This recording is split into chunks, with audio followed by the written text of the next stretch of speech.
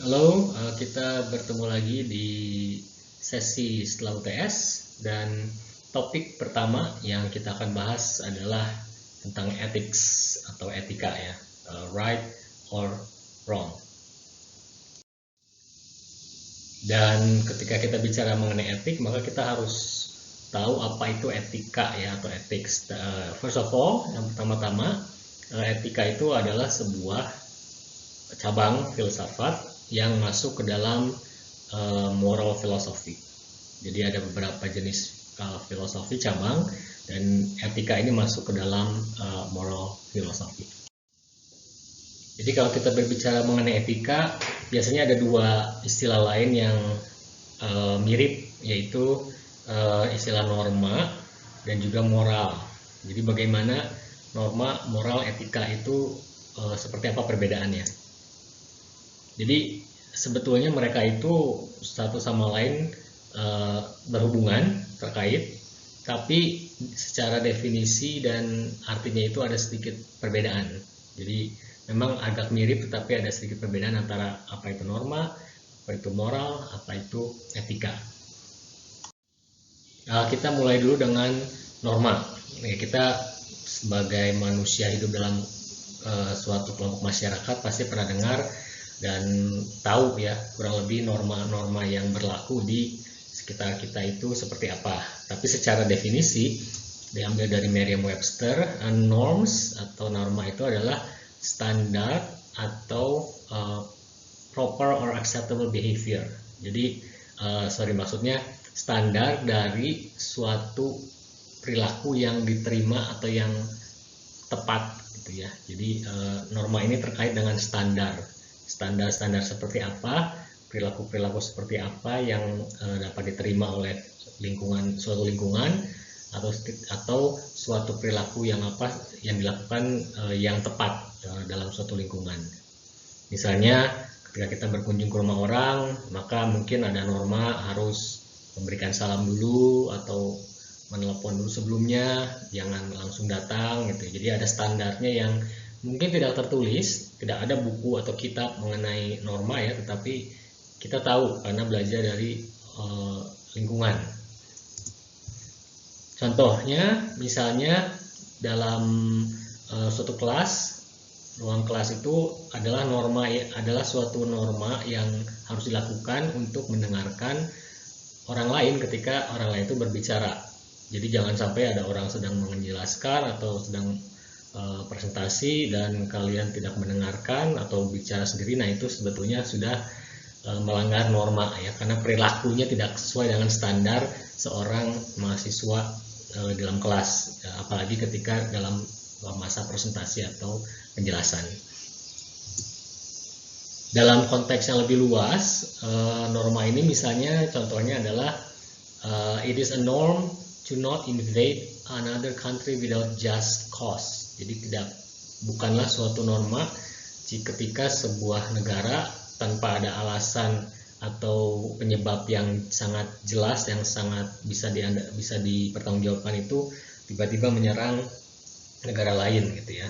Kalau konteks saat ini mungkin yang sedang masih berjalan sudah hampir 60 hari itu adalah antara Rusia dan Ukraina. Tentu saja kita tahu ini adalah sebetulnya perang untuk antara Barat dan Timur ya. Ketika Ukraina tiba-tiba ingin bergabung dengan NATO dan Rusia merasa tidak nyaman ketika salah satu negara yang berbatasan langsung dengan negaranya itu mengikuti Barat. Jadi sehingga mereka mencari apapun alasan untuk menyerang Ukraina supaya tidak disalahkan oleh dunia internasional, dan alasan mereka adalah bahwa ada teroris di negara Ukraina. Kemudian ada yang mengatakan bahwa ada beberapa daerah di Ukraina yang sebetulnya ingin kembali ke Rusia, sehingga mereka ingin membantu orang-orang yang memang ingin kembali ke Rusia dan seterusnya. Tapi yaitu walau apapun itu just cause-nya, tapi jika ternyata tidak bisa diakui secara universal oleh seluruh dunia ya, maka mungkin itu alasannya hanya alasan dari sudut pandang satu negara saja gitu ya. Karena kita tahu bahwa ternyata banyak negara juga yang menghujat, meskipun banyak juga yang tetap non-blok seperti negara kita ya, tidak ikut barat atau timur, pokoknya kita ingin di tengah gitu, netral. Dari tahun 1945 kita sudah memutuskan untuk menjadi negara netral, tidak pro barat atau timur, tapi pokoknya kita menjadi di tengah-tengah gitu, non blok. Tapi ini salah satu contoh dari norma yang ada di dalam dunia global. Nah, yang kedua adalah moral. Nah, moral ini mungkin dibandingkan dengan etika dan norma, maka moral ini merupakan payung yang lebih besar yang menaungi etika dan juga norma ya. Ketika kita berbicara moral, bahkan etika sendiri disebut sebagai moral philosophy ya, bagian dari filsafat moral. Jadi moral sesuai dengan Merriam-Webster definition didefinisikan sebagai prinsip-prinsip dari perilaku benar atau salah. Kalau tadi norma kan standar perilaku benar atau salah yang diterima oleh suatu komunitas, tapi moral itu lebih kepada prinsipnya. Jadi ini lebih universal ya. Karena kalau standar itu bisa beda-beda, namanya standar kan berarti mungkin satu negara dengan negara lain, bahkan satu keluarga dengan keluarga lain itu bisa beda. Tapi kalau prinsip itu secara umum perilaku benar atau salah itu hampir sama ya, universal. Jadi moral terkait dengan prinsip dari perilaku yang benar dan salah. Contoh dari moral adalah sesuatu yang sangat bermoral untuk menolong seorang yang sedang membutuhkan. Ini sebetulnya sudah berlaku di mana saja ya. Jika ada orang yang membutuhkan bantuan, maka it is morally right for us to help that person. Kalau dalam global affair misalnya masalah humanitarian aid, bantuan humanis adalah bisa dikatakan sebagai penyebab atau apa yang bisa dilakukan orang untuk bisa memiliki moral yang baik gitu ya. Jadi tidak peduli latar belakang, agama, suku, ras, bangsa dan apapun itu, tetapi ketika kita melihat sesama manusia kita menderita kelaparan dan sebagainya, maka bantuan humanis ini merupakan suatu tindakan bermoral ya. Itu untuk contoh yang global affair. Dan akhirnya yang ketiga adalah etika itu sendiri. Kita lihat lagi definisinya dari Merriam-Webster. Etika ini didefinisikan sebagai aturan dari suatu tingkah perilaku berdasarkan ide-ide mengenai apa yang baik atau buruk secara moral. Jadi etika ini bisa tertulis ya. Jadi ini terkait dengan rules, aturan-aturan bagaimana berperilaku yang baik dan buruk, mana yang baik mana yang buruk sesuai dengan moral. Kalau norma tadi kan standarnya, kalau morals itu prinsip-prinsipnya, sedangkan etika itu adalah aturannya. Jadi etika ini bisa dikatakan yang paling aplikatif gitu ya, yang mungkin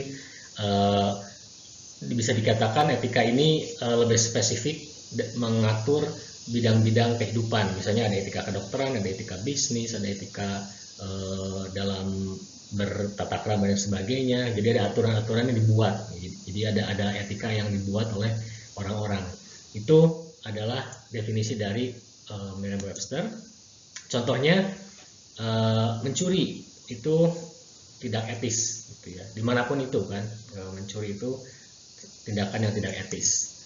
Dalam contoh global affair misalnya, berdasarkan dari hukum internasional humanitarian adalah etis untuk tidak membunuh atau menyakiti civilians atau orang-orang biasa ketika sedang perang.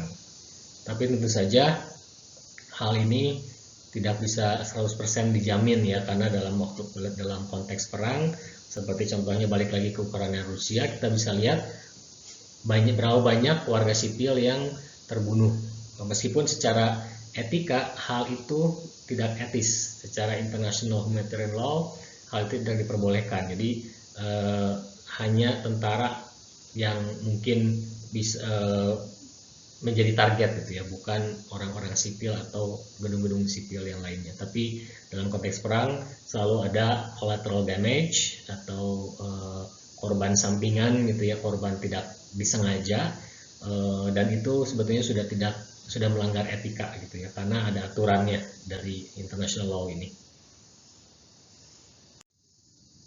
Dan kemudian setelah kita melihat 3 definisi dan contoh-contoh dari norma, etika, dan moral tersebut, mungkin masih ada yang membingungkan ya, apa bedanya gitu antara 3 ini. Ya mungkin perbedaan utamanya tadi adalah norma terkait dengan standar, moral dengan prinsip, dan juga etika itu dengan aturan atau rules. Tapi ya memang agak overlapping ya kalau kita mengatakan ini moral atau etika ya, atau ini norma ya. Kita nanti akan mungkin secara perlahan-lahan ketika kita melakukan suatu tindakan, kita bisa tahu apakah ini maksudnya saya tindakan yang salah benar ini apakah ini norma, etika, atau moral gitu ya. Oke, jadi saya sedikit recap ya mengenai 3 terms ini. Yang pertama adalah norms deals with standards of appropriate behavior. Jadi terkait dengan standar-standar dari perilaku yang sangat appropriate, yang tepat gitu ya. Dan ini sekali lagi norma ini cukup eksklusif atau maksudnya subjektif, karena mungkin di satu tempat dan tempat lain itu berbeda standar gitu ya. Ketika mengatakan misalnya kita hadir ke orang dari yang berlatar belakang dari negara lain, maka mungkin cara makan mereka berbeda gitu ya. Contohnya saya ambil adalah misalnya kalau kita di Indonesia itu kan komunal ya, jadi ketika kita ke restoran, kita biasanya kan pesannya itu kalau pesen sayur itu kan banyak, dan kita bisa saling comot gitu kan, sayur ini, sayur ini, sayur itu. Tapi ketika saya ingat ketika ada teman dari Amerika makan, kemudian dia pesen 1 sayur, kita pesen 1 sayur, dan kemudian sayurnya semua di meja, dan ketika kita mengambil makanan dia agak kaget gitu ya, loh kok makanan saya diambil gitu, karena bagi mereka mungkin normanya beda, standarnya itu kalau makan ya saya pesan itu buat saya gitu. Tapi kalau di kita kan share udah biasa gitu ya. Jadi itu mungkin satu contoh norma yang melibatkan standar-standar perilaku yang berbeda. Apakah salah? Nah itu masalahnya adalah ketika kita di mana gitu ya, ketika kita ada di negara mereka mungkin kita ikuti norma mereka. Jangan sampai kita memaksakan norma kita sendiri yang kita lakukan di rumah seperti ini, kemanapun kita pergi kita akan melakukannya, itu salah. Di norma itu kita di mana kita pergi, kita ikuti aturan yang ada di tempat tersebut gitu ya, jangan seenaknya sendiri. Jadi dalam konteks norma ini tidak ada value judgment by the individual. Kalau moral itu ada judgmentnya gitu, jadi kayak ada yang yang dihakimi ya, bahwa oh ini salah, ini benar. Tapi kalau norma ini sebetulnya tidak seberat moral gitu ya. Jadi benar-benar yang paling ringan, kalaupun kita melanggar pun karena mungkin nggak tahu, itu tidak akan dicap orang yang tidak bernorma gitu ya, mungkin tidak memahami saja. Dan biasanya instead di sini ya, society that dictates what is acceptable. Jadi tadi saya bilang biasanya yang mendiktekan apa yang betul sesuai norma itu adalah society-nya, bukan suatu aturan negara gitu ya, tapi ada society yang memang memiliki norma yang tersendiri. Jadi no value judgment by the individual as there is with morals. Sedangkan morals, ya ini moral itu biasanya melibatkan value judgments and principle about right and wrong in behavior. They can be decided by individuals or society. Nah, kalau tadi norma itu biasanya tidak individual, tapi kalau moral ini bisa individual atau bisa juga society. Jadi ini melibatkan adanya value judgment, ada nilai-nilai yang perlu dihakimi atau dijudge itu ya, dinilai. Dan prinsip-prinsip mengenai perilaku yang betul dan salah. Jadi ini ada prinsipnya gitu ya, terkait dengan prinsip-prinsip yang memang sangat baku dan juga ada value judgment-nya. Sedangkan ethics itu rules, seperti tadi saya bilang, based on rules what is morally good or bad behavior. So since ethics are rules, they are generally determined by society. Jadi di sini sama seperti norma, etika ini juga ditentukan oleh society, tapi ini lebih mengarah kepada aturannya gitu ya. Jadi kalau kita bicara mengenai etika itu biasanya berbicara mengenai aturan-aturan yang tertulis, yang sangat spesifik gitu ya. Etika sebagai dosen, etika sebagai mahasiswa, sebagai pekerja, itu semua pasti ada kayak mungkin surat keputusannya gitu ya, bahwa ini adalah poin-poin etis yang harus diikuti oleh pegawai atau siapapun yang terlibat dalam satu komunitas. Kalau moral itu tidak tertulis, norma pun demikian. Jadi kalau kita lihat di sini moral itu yang paling tinggi ya, dia mencakup norma dan etika. Norma itu yang paling simple, yang tidak terlalu berat gitu ya, tidak tertulis juga. Sedangkan etika itu biasanya ada tertulis gitu ya, meskipun mungkin ada juga yang tidak tertulis, tetapi lebih kepada aturan-aturan yang ditetapkan oleh society terkait dengan suatu konteks kehidupan. Jadi secara umum semua istilah tersebut, norma, etika, dan moral itu mirip ya, dalam artian mereka semuanya itu terkait dengan bagaimana menentukan suatu perilaku itu betul atau salah. Jadi intinya tiga-tiganya itu ujung-ujungnya pasti akan fungsinya untuk melihat apakah suatu tindakan seseorang itu betul atau salah gitu ya. Apakah betul sesuai norma, betul sesuai moral, atau betul sesuai etika. They are different, mereka itu berbeda in that dalam konteks norma itu berhubungan dengan standar-standar society, morals itu berhubungan dengan value judgments oleh individual atau society, dan etika itu berdasarkan aturan-aturan yang biasanya dibuat oleh society, dictated by society. Jadi secara global moral itu adalah basis ya, jadi yang menjadi dasar dari definisi etika dan norma. Karena etika itu kan aturan berdasarkan morally good or bad behavior, sedangkan norms itu behavior yang appropriate seperti apa, dan biasanya secara umum pasti terkait dengan moral. Jadi moral itu payung besarnya, prinsip-prinsip besar benar atau salah, etika itu rules, dan norma itu adalah appropriate behavior atau standar-standar appropriate behavior. Jadi kalau kita kembali lagi ke topik kita yaitu etika, maka etika itu bisa dikatakan adalah dua hal. Yang pertama, etika mengacu pada suatu standar yang berdasarkan atas sesuatu yang sudah baik, well-based standards, mengenai betul atau salah, that prescribe what humans ought to do, yang memberikan gambaran apa yang seharusnya manusia lakukan. Usually in terms of rights, obligations, benefits to society, fairness, or specific virtues. For example, the reasonable obligations for anyone to refrain from rape misalnya.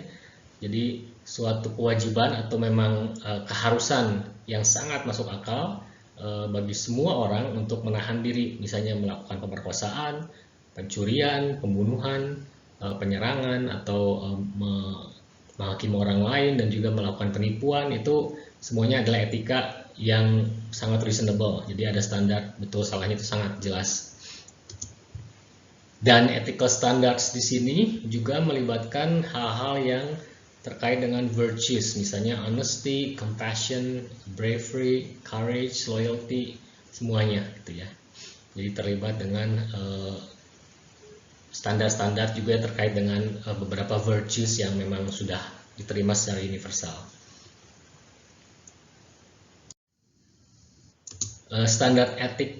Standar-standar etikal itu juga termasuk standar yang terkait dengan rights atau hak, seperti hak hidup, hak untuk terbebas dari sakit penyakit, dan juga hak untuk memiliki privacy ya. Dan ini memang sekali lagi standar-standar etika ini tidak sama di satu negara dengan negara lain. Contohnya saya bandingkan misalnya di Amerika Serikat ya dengan India. Di Amerika Serikat jumlah atau ukuran rumah itu harus disesuaikan dengan jumlah orang yang ada di dalamnya. Kalau rumahnya besar, orangnya cuma 1-2 tidak apa-apa. Tapi kalau misalnya kalian memiliki 3 anak dan rumah kalian itu ukurannya sedemikian, maka mungkin tidak sesuai dengan standar etika yang ada di sana, karena di sana disebutkan bahwa satu orang itu memerlukan ruang privasi misalnya 5 x 5 meter. Jadi kalau rumah kalian cuma 30 meter persegi dengan ada 5 orang di dalam, maka itu sudah melanggar etika, dan jika diketahui oleh authority maka mungkin akan diusir gitu ya, atau harus mencari rumah yang lebih besar, karena setiap orang punya hak privasi ruang selebar tertentu gitu ya. Tidak semua negara sama, tapi di Amerika seperti itu. Sedangkan di India, kita ambil contohnya kota Mumbai, di ruangan 5x5 atau 3x3 itu bisa ada 7-8 orang, no problem. Mereka tidak peduli gitu ya, mau sebesar apa, pokoknya ya seperti dendeng sardin ditumpuk-tumpuk seperti itu juga mereka tidak bermasalah. Jadi tidak ada standar privacy bagi mereka ya, tidak ada privacy buat satu orang perlu ruangan seberapa besar, itu tidak ada. Mungkin sama di Indonesia juga seperti itu ya, tapi mungkin ini juga terlibat atau terkait dengan kondisi ekonomi juga sebetulnya.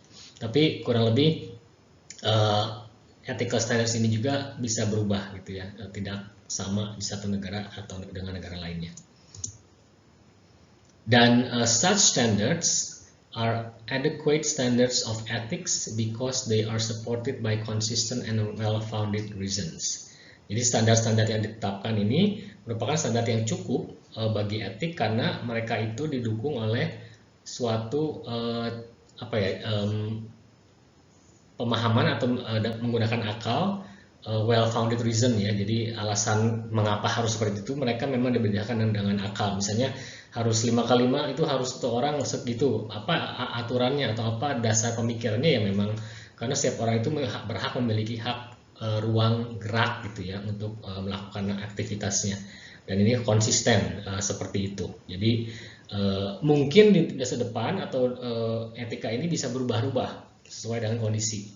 Jadi tidak harus selalu sama, etika ini bisa berubah, bisa disesuaikan dengan zaman atau masa, asalkan tetap standarnya itu well founded gitu ya. Jadi ditetapkan dengan cara yang memang masuk akal dan juga konsisten. Dan yang kedua, etika juga mengacu pada study and development of one's ethical standards. Jadi etika itu bisa etika praktis, bisa juga etika yang mengacu pada si mata kuliahnya atau ilmunya itu gitu ya. The study ya, bagaimana misalnya mengacu pada suatu kajian dan perkembangan dari standar-standar etika seseorang misalnya, itu juga bisa dipelajari. Itu juga dimasukkan dalam konteks namanya ethics.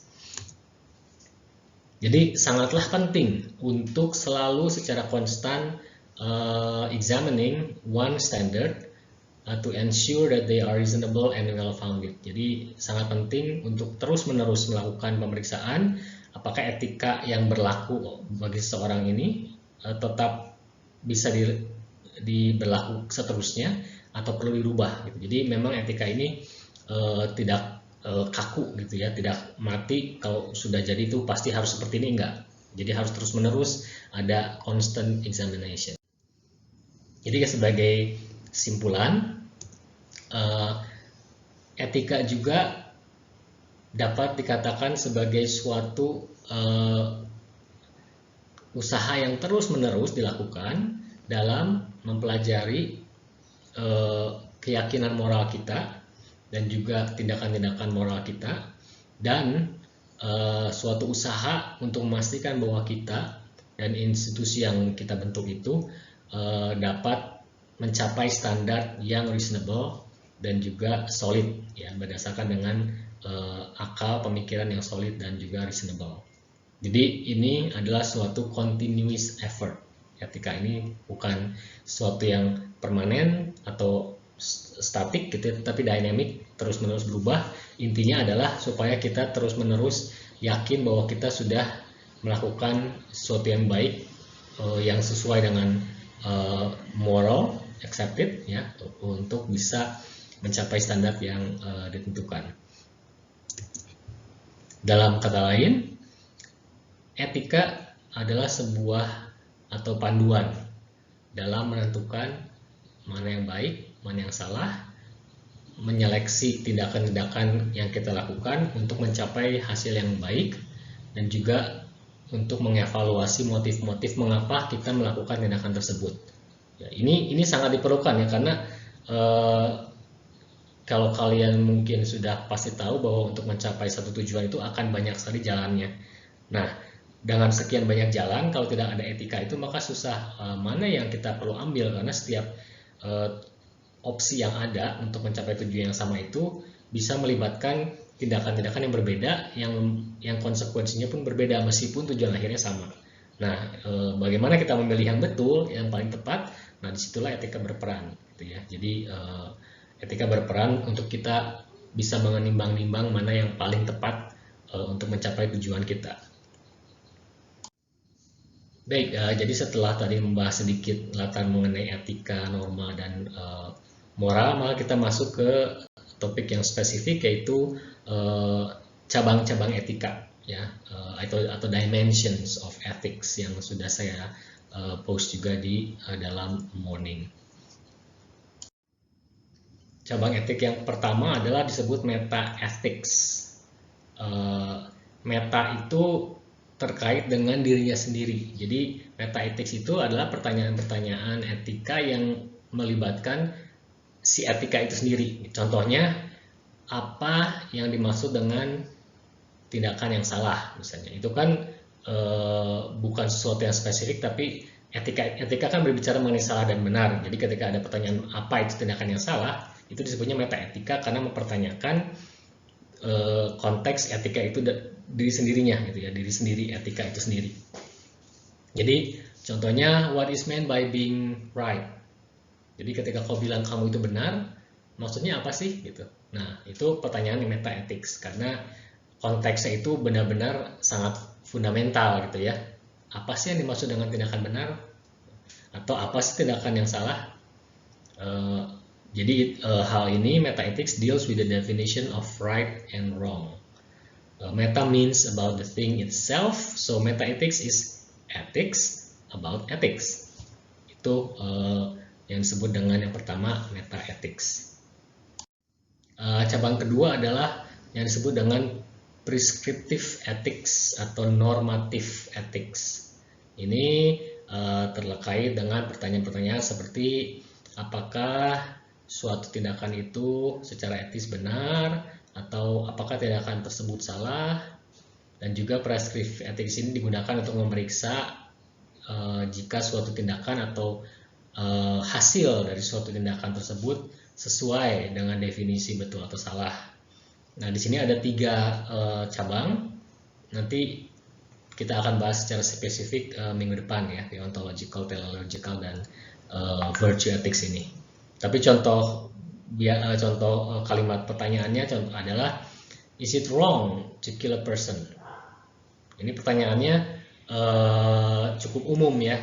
Jadi tapi tidak mengenai betul salah, tapi mengenai konteks pembunuhan. Apakah salah untuk membunuh orang atau tidak? Tapi dalam konteks perang misalnya, atau dalam konteks kita diserang orang dengan senjata misalnya, seperti contoh kasus yang sekarang lagi ramai itu ya, yang ada di Lombok kalau nggak salah, ada seorang yang jago silat, kemudian dia dibegal, dan begalnya itu malah 3 orang, 2 meninggal kalau nggak salah. Nah, secara moral atau secara etik dia salah nggak gitu ya, karena dia kan diserang, mau dicuri, dirampas gitu ya, dirampok, kemudian dia membela diri, dan tapi dia membunuh gitu.